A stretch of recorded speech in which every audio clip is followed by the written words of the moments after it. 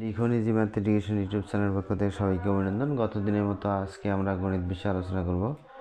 তো শ্রেণী তৃতীয় গণিত বিষয়ে আমরা বেসিক সম্পর্কে আলোচনা করব। মূলত এখানে যেমন 2 অঙ্কের বৃহত্তম সংখ্যার পরের সংখ্যা কি বা পরের সংখ্যাটি কত। তো 2 অঙ্কের বৃহত্তম সংখ্যা 2টি নয় অথবা 99 এর পরের সংখ্যা 99 পরের সংখ্যা। স্বাভাবিক সংখ্যার ক্ষেত্রে আমরা জানি এদের ব্যবধান হলো 1, যেমন 3 থেকে 4, 4 থেকে 3 বাদ গেলে আমাদের 1 বাড়বে, অর্থাৎ স্বাভাবিক সংখ্যা হলে ব্যবধান হবে 1, তাই 99 থেকে 1 যোগ দিলাম, তাহলে পরের সংখ্যাটি আমাদের 1 লিখে 2টা শূন্য আসলো। অর্থাৎ 2 অঙ্কের বৃহত্তম সংখ্যার পরের সংখ্যাটি হলো 3 অঙ্কের ক্ষুদ্রতম সংখ্যা। এরপরে দেখা যায় 2 নম্বর কোশ্চেনে 97 গুণন 1 গুণন 12 গুণন 0। তো আমরা মনে রাখবো যে কোনো সময় 0 দ্বারা কোনো কিছুকে গুণ করলে 0 হবে। আচ্ছা, এরপরে দশমিকের গুণের ক্ষেত্রে আমরা মনে রাখবো যে যদি গুণ করি তাহলে যেহেতু 1 এবং 1-এর পরে 0 থাকবে, এই ক্ষেত্রে গুণফলটি বার করা অতি সহজেই আমরা বার করতে পারি। তো যেহেতু আমাদের এখানে আছে 1 ঘর পর দশমিক এবং 1-এর পরে একটি 0, তাহলে 1 ঘর সরে যাবে। তাহলে আমাদের 1 ঘর সরে গেলে দশমিকটা যদি ডানে 1 ঘর যায় তাহলে কত আসছে আমাদের, গুণের সময় ডানে যাবে, গুণের সময় কোথায় যাবে, ডানে। তাহলে ডানে গুণ করলে কত আসছে 7, 9, 7।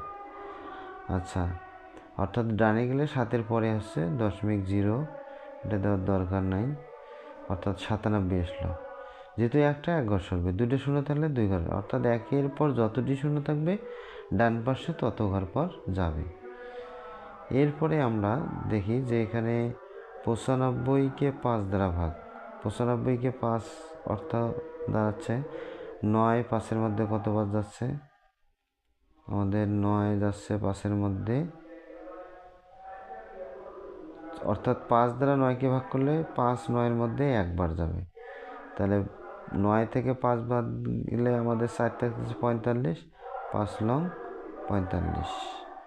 তাহলে বিষয়টি আরেকটু ভালোভাবে করে দেখি, 5 দ্বারা 95কে ভাগ, তাহলে আমরা মনে রাখবো মুখে করব। 5 9-এর মধ্যে 1 বার যায়, কয়বার যায়, 1 বার, থাকে কত 4, আর এই 5 লং 45।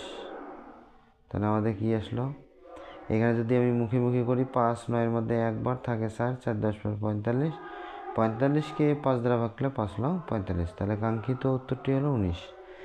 এরপরে এখন ভাগ আছে, ভাগ হলে বামে যায় আর গুণের ক্ষেত্রে ডানে যায়। গুণের ক্ষেত্রে কোন দিকে যায়, ডানে, তা ভাগ হলে বামে, ভাগ হলে বামে। যেহেতু 1-এর পর 2টি শূন্য, তাহলে 2 ঘর পর দশমিক হবে। কত ঘর পর দশমিক হবে, 2 ঘর, 2 ঘর।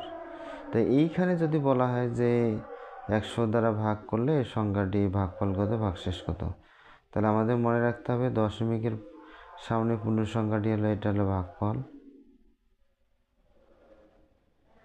এটা আমাদের কি হবে, ভাগফল হবে।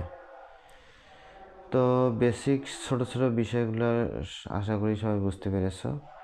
এরপরে আবারও কথা হবে নতুন কোনো ভিডিও নিয়ে। সবাইকে অশেষ ধন্যবাদ।